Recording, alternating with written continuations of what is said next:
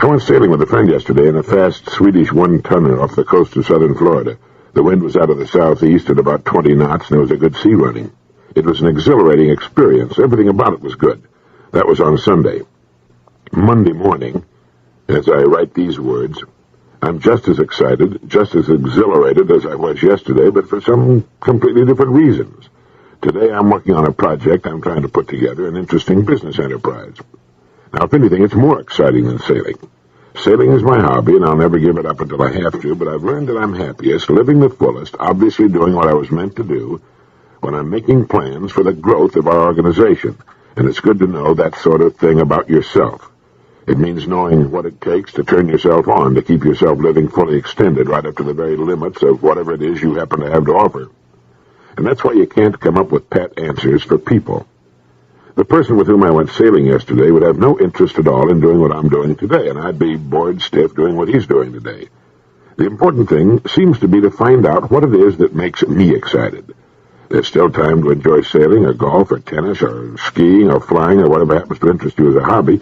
An oil magnate friend of mine finds his fun and relaxation playing backgammon.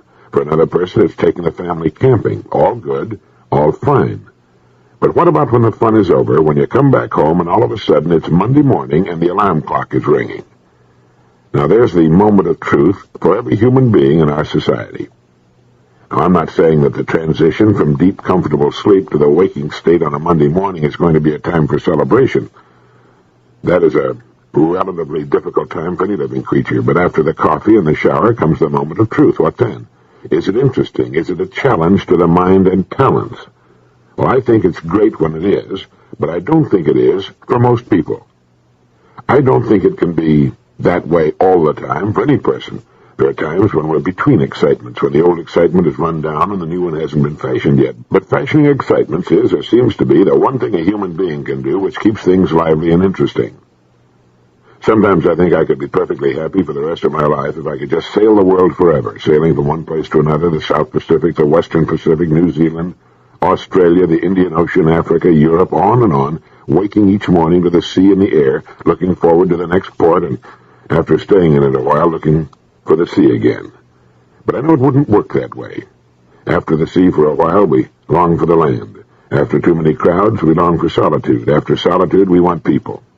There's a charter boat skipper in the United States Virgin Islands who will tell you as you sit over drinks in the evening that as soon as he can get enough money together, he's going to sell his boat and go back to the farm, where he intends to spend the rest of his life.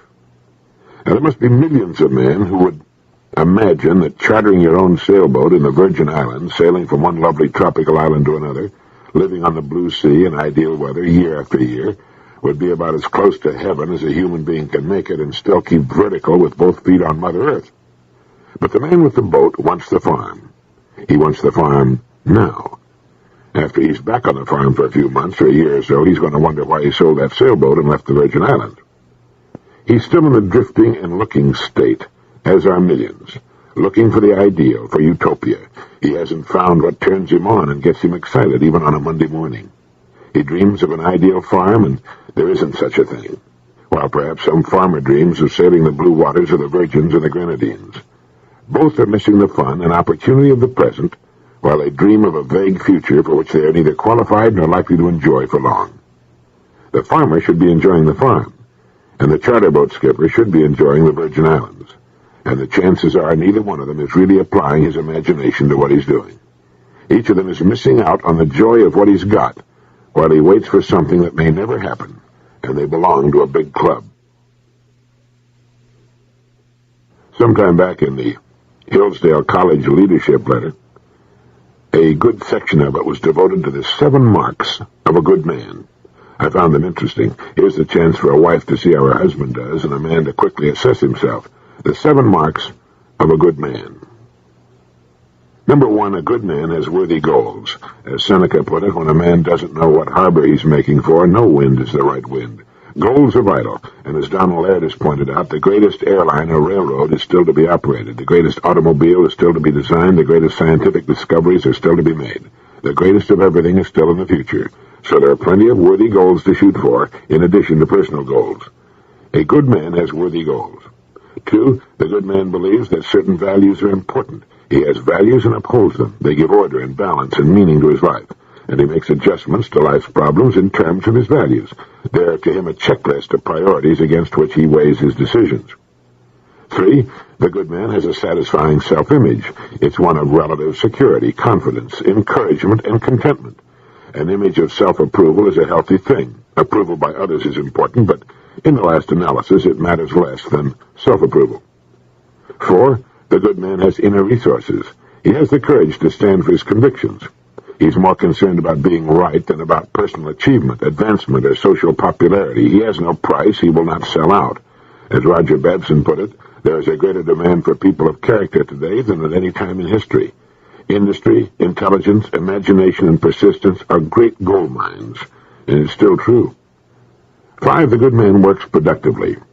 All work and no play is not good. Our bodies and our minds need rest, relaxation, and recreation. Some leisure time is needed by everyone.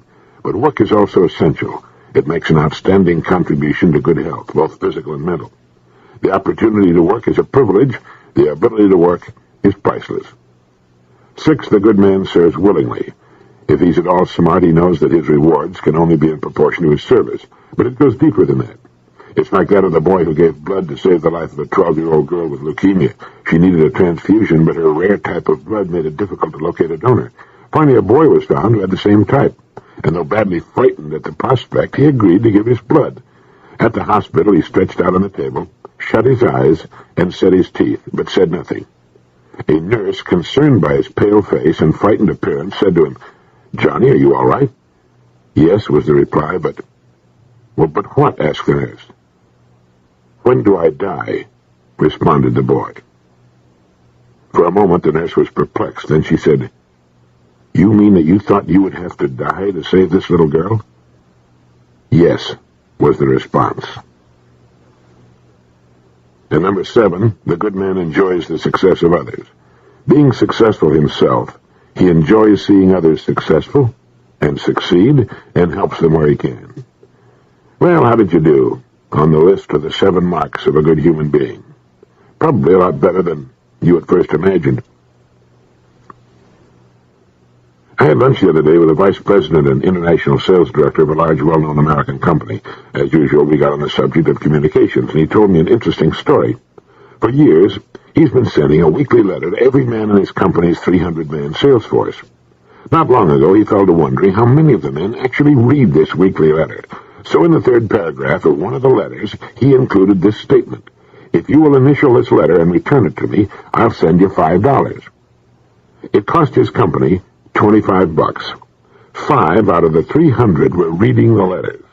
Well, it so happens that the weekly letters and the weekly paychecks to the men are mailed on the same day, but in different envelopes. The pay envelope is a different size and color. So one week, they put the paychecks in the envelopes with the weekly letter. The following Monday morning, there was a company-wide crisis. The switchboard was jammed with calls from the stalwarts of the sales force complaining that they had not received their paychecks. When they were told that the checks had been put in the envelope with the weekly letter, there was nothing but unbroken silence on the line, as the men tried to remember where they had thrown away the company newsletter. So much for the effectiveness of in-company communications.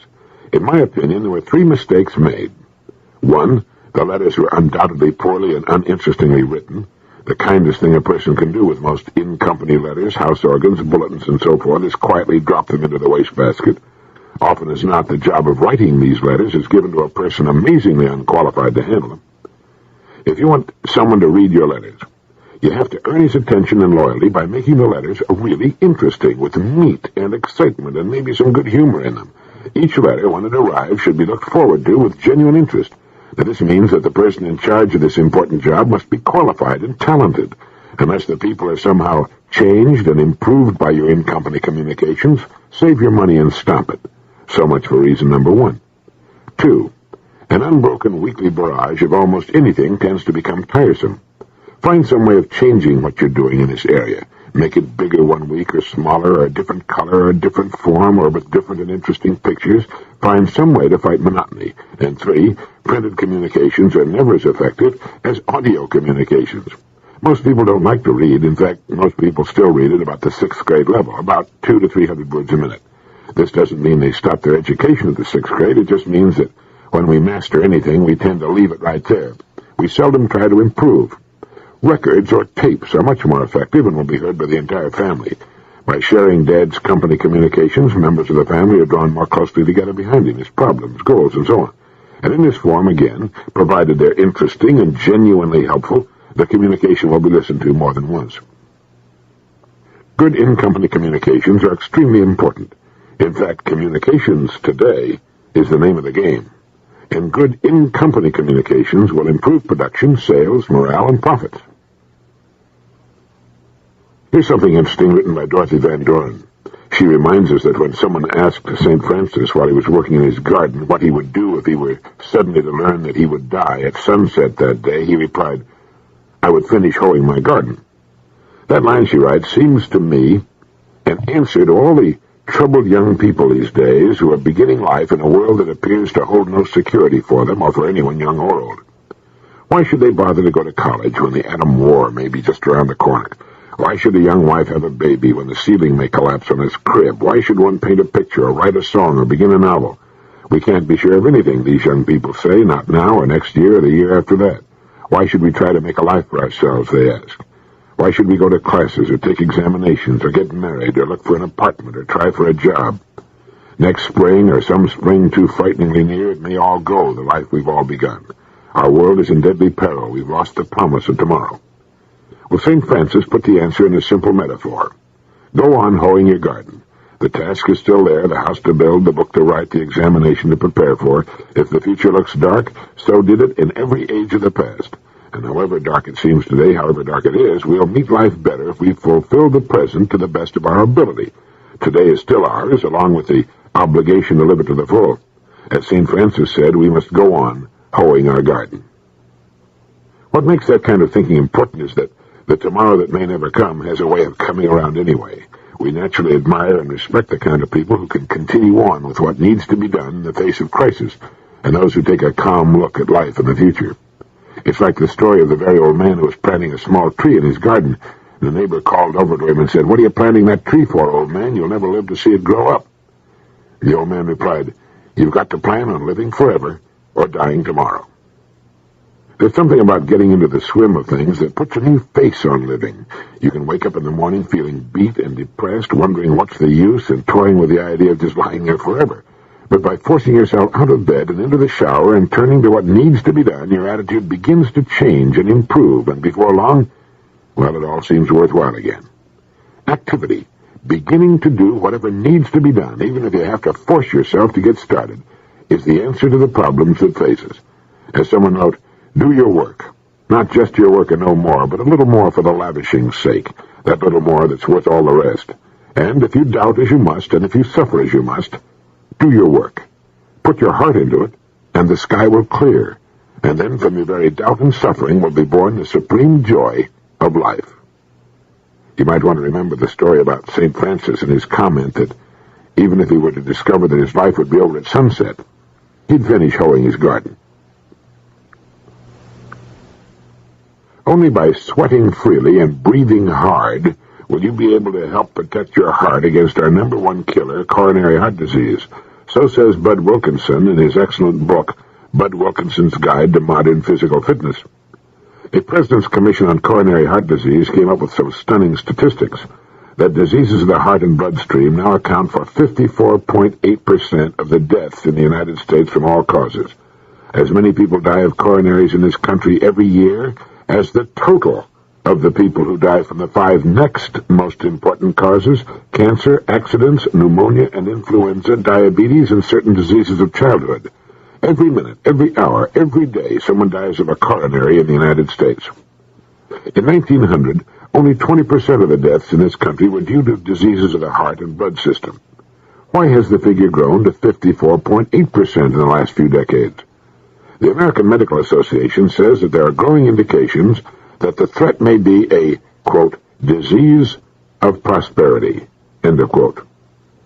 I agree with both statements completely, says Bud Wilkinson. In a very real sense, we're giving ourselves coronaries. We're doing it by trying to create a society that takes the sweat and strain out of living, and we are succeeding to an alarming degree. With any luck, you can go for weeks at a time without drawing a deep breath or raising your pulse rate a beat a minute. You learn to avoid stairs as though they were minefields. You trim your lawn with a power mower that can be converted in the winter to blow snow off your sidewalk. If you're a real status seeker, you have a power mower you can ride. If the hedge needs clipping, you can get an electric appliance to do the job. The examples go on and on endlessly. Electric knives, electric shoe shiners, toothbrushes, even electric cocktail shakers. Sweat is disappearing so rapidly in the United States that the multi-million-dollar deodorant industry may be getting uneasy. Everything has been automated except the human body itself. And there's the rub. We still have bodies that need to be used. We have bodies that have evolved during the centuries of man's presence on Earth into magnificent machines for survival. Putting the matter very simply, the human body is not designed for indolence. It's designed to sweat. The more it labors, the better it gets. In time, say a few 100,000 years, the forces of natural selection may modify the body so that it's suited for leisure, but for now, we're stuck with the old-fashioned model. We're walking around in warriors' bodies. We're equipped to march with Caesar, but there's no place to go but the corner drugstore, and we drive there. Your heart is a pump made of muscle. When it doesn't have enough work to do, it gets softer and less efficient, just as your biceps get soft when you have no loads to lift. The loafer's heart, as it's been called, cannot move as much blood with a single beat as a well-conditioned heart. The more active you are, the less likely a heart attack. Exercise can often reduce the levels of several key factors: high level of blood fats, overweight, high blood pressure, and emotional tension. And here are 9 rules for success that I like. See what you think of. 1. Never lose your capacity for enthusiasm. When that's gone, nothing else matters. 2. Never lose your capacity for indignation. 3. Don't judge people or type them too quickly. Never assume that a person is bad. Assume that at best he's good, and at worst he belongs in that gray area between good and bad. 4. Never be impressed by wealth alone or thrown by poverty. The rules for great wealth do not necessarily include becoming a well-rounded, interesting, or even intelligent person. While you will frequently find all these qualities in a wealthy person, the only absolute rules for great wealth are A. Make wealth your major goal in life, and B. Persist undeviatingly until the goal is reached. As for poverty, there's not a family on earth whose ancestors did not at one time live in poverty. Poverty today does not necessarily indicate poverty tomorrow. 5. If you can't be generous when it's hard, you won't be able to be generous when it's easy. 6. The greatest builder of confidence is the ability to do something, almost anything, well. 7. When that confidence comes, strive for humility. 8. The way to become truly useful is to seek the best that other brains have to offer. What one person can think of, another person can build. Use the brains of others to supplement your own, or you're very probably not going to make it. And then be prepared to give credit when credit is due. As long as no one cares who gets the credit, opportunity is always present. And 9, the greatest tragedies in the world, and in personal events, stem from misunderstanding. The answer? Communicate. I play golf occasionally with a great person who controls a vast, worldwide industrial empire. He told me about a time when working for a large government contract, a government negotiator said something that indicated that my friend was a crook.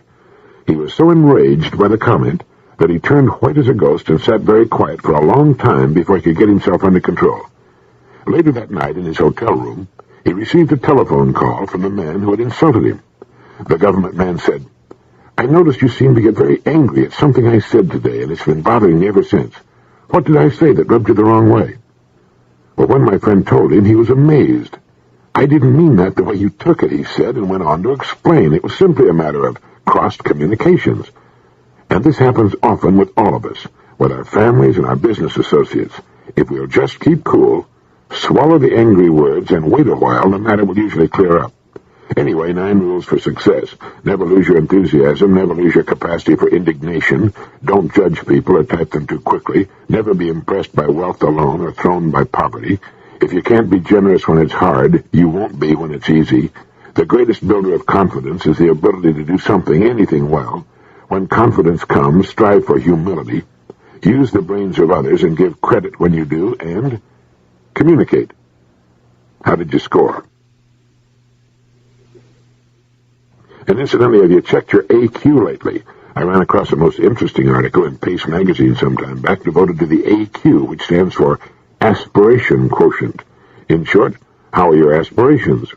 You don't have to concern yourself with this if you're 1, dreaming the possible dream, 2, fighting the beatable foe, or 3, running for mayor of New York City. Your reach should always exceed your present grasp, or you've stopped growing. As Jacqueline Grennan put it, one has to have the kind of security to be insecure if one wants to gamble for the great end. And as John Ciardi once put it, an ulcer, gentlemen, is an unkissed imagination taking its revenge for having been jilted. We find ourselves with a perfectly natural and wonderful daydream that keeps coming back to haunt our idle moments, and instead of going after that daydream, we keep pushing it back until it turns into an ulcer to punish us. Hell hath no fury like an aspiration scorned too long. The test of an aspiration is to ask yourself, is it a worthy thing I'm dreaming of doing or having? Is it good? Will I hurt anyone by bringing this beautiful idea from its dream state into a state of reality? If not, then charge. Fulfill that aspiration and let yourself relax for a while until a new aspiration begins to tug at the coattails of your mind. This is the way to keep things interesting, to make waves, to fight boredom and ennui. If you're without aspirations of any kind, you're probably one of the following. 1, a holy man. 2, enormously rich. 3, a well-adjusted person. Or 4, you're in a rut. Or perhaps you're one of those unfortunate persons who doesn't know that the ground that lies between you and your aspiration can usually be crossed. The trouble with most people when it comes to sprinting for an aspiration seems to lie in their reluctance to haul themselves up out of the old well-worn groove and take off across new exposed ground. But as the old saw has it, you can't very well get to second base and still keep one foot on first. You need the kind of security, inner security, to risk insecurity. If you lack that, well, then I guess you've got to settle for the status quo. But whatever your reactions happen to be, it's good to check one's aspirations from time to time, haul out the old want list, and see how many items you can check off since the last time you looked at it, or if you still want the same things. You've got to be careful. The years tend to do the same thing to our habits that they do to a piece of exposed machinery, which is to rust and fuse them until what were once moving parts don't move anymore. We tend to settle for minimums, except for occasional flashes of bigger and better aspirations, which don't last and which therefore go unrealized. We tend to play it ridiculously safe. Sometimes you get the feeling that people think they're going to live forever. So how's your AQ, your aspiration quotient? Remember what John Ciardi said. An ulcer, gentlemen, is an unkissed imagination taking its revenge for having been jilted. We don't want that to happen, do we? It was reported in the magazine Office Administration that despite all the literature that's been written about motivating employees, there still remain only 2 basic things which you can do to spur better performance, to make a worker a willing worker. 1, you can allow your people to tackle as much and more than they can handle. Most people don't really begin to click until they're under some pressure. Good ideas, a better way to do things, are not the result of a mind working at half speed. Further, people are happier with a full workload. They have more to be happy about, and the day flies by. 2, employees must be given the freedom to make mistakes. A subordinate can win some and lose some. If a wild idea hits the mark, all to the good. If it's a bomb, it's important for you to be solidly behind him. A good manager constantly asks himself this question about each employee. What can I do to make it easier for him to work harder? I agree that those 2 points are important, but I don't agree that they're the only factors involved in helping workers to be willing and conscientious workers. Incidentally, Jacob Jacoby reported in Personnel Journal that the old theory that work music improves employee morale and consequently productivity has little evidence to support it. Recent studies show employees most certainly do enjoy the music, but there is not much to indicate that this enjoyment results in greater productivity. Music, according to a survey of those who listen to it, is more likely to affect quality of work than quantity. Thus, like other morale factors, it may contribute indirectly to productivity by reducing absenteeism, for example. It might also result in less employee turnover. I think music is an excellent idea, if for no other reason that the employees like it. Music makes work more pleasant, and I think it tends to reduce tensions, which can result in poor customer relations and bickering among employees. I have no documentary evidence to support this theory. It's just a personal opinion. But getting back to the 2 main points made earlier, it's true that people don't really begin to click until they're under some pressure. That's the right kind of pressure, the kind that brings out the best in them, not the kind that causes worry or fear. Just come up with a big job to be done and watch how people pitch in and how they enjoy it. We all do. People love to work when the work is recognized, and they're recognized for doing it. And when an employee makes a mistake, and it's an honest mistake, he should get encouragement rather than criticism. People who don't make mistakes aren't trying enough. They're not innovating enough. There are some jobs where you don't want this, like packing parachutes or working on precision parts, but for most jobs, a mistake now and then is a healthy sign. Two main points in helping people be happier on the job. One, allow them to tackle as much as they can handle. People are happiest when they're busiest. And two, give them freedom to make mistakes. Visionaries see a day in the future when man will no longer work at all. If that day ever comes, I believe we will have had it. As the Christophers pointed out in one of their excellent little news notes, man is meant to work. Because of his very nature, each person must find a creative, constructive outlet for his talents and energies. The great artist Leonardo da Vinci put it well when he said, "Iron rusts from disuse, stagnant water loses its purity, and in cold weather becomes frozen. Even so does inaction sap the vigors of the mind." We need work with a purpose. To dig holes just to fill them up again is frustrating, but to work toward a goal for others is meaningful. Nothing enriches a person as does work well done, yet people will go to any lengths to avoid the very work that would give meaning to their lives.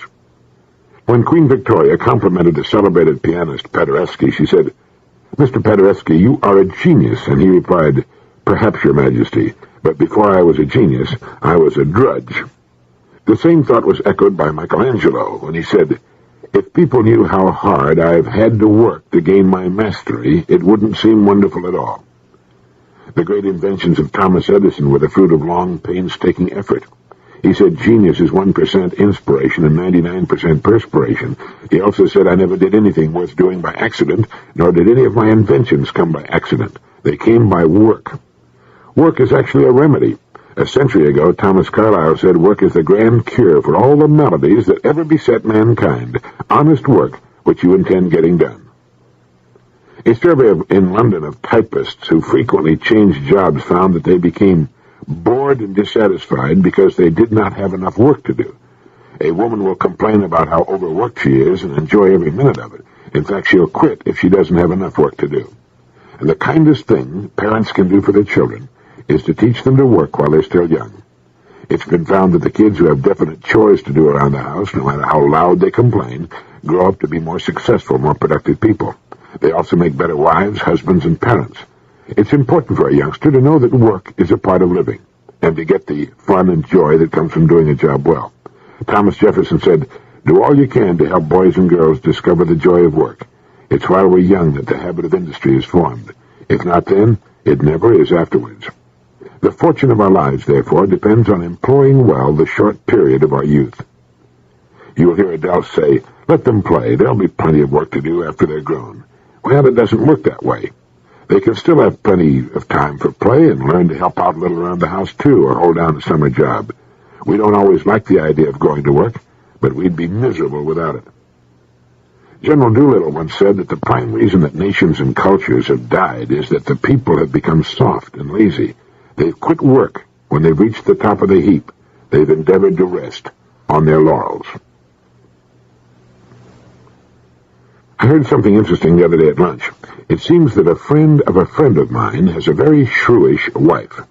For many years he had led a dog's life because of her constant badgering. He would no sooner get home in the evening, but she'd find work for him to do.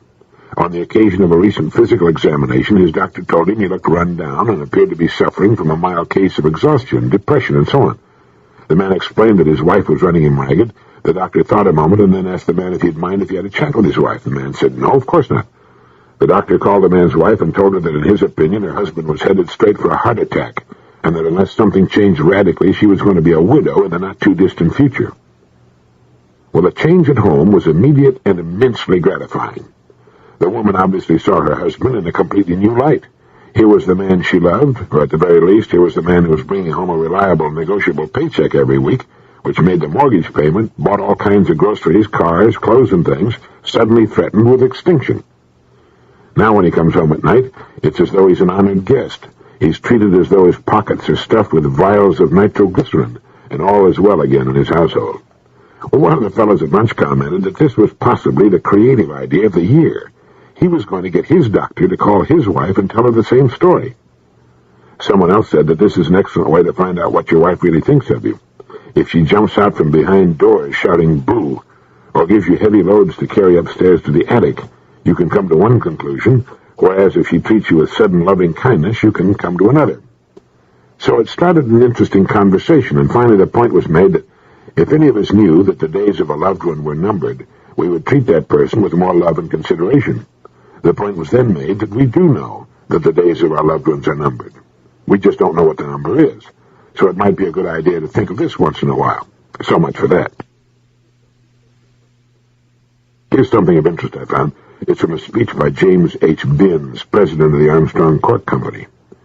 He said, if the United States were to equal the accomplishments of Russia, it would have to rip up 14 of every 15 miles of its paved highways, abandon 60% of its steel-making capacity, destroy 2 out of every 3 miles of its railroads, and 7 out of 10 of its homes, junk 19 out of every 20 cars and trucks, and slice away 3/4 of its average paychecks. Something to think about, isn't it? And if the same definition of poverty that some have adopted as a political philosophy were applied to the people of Great Britain, 75% of all the British people would be classified as poor.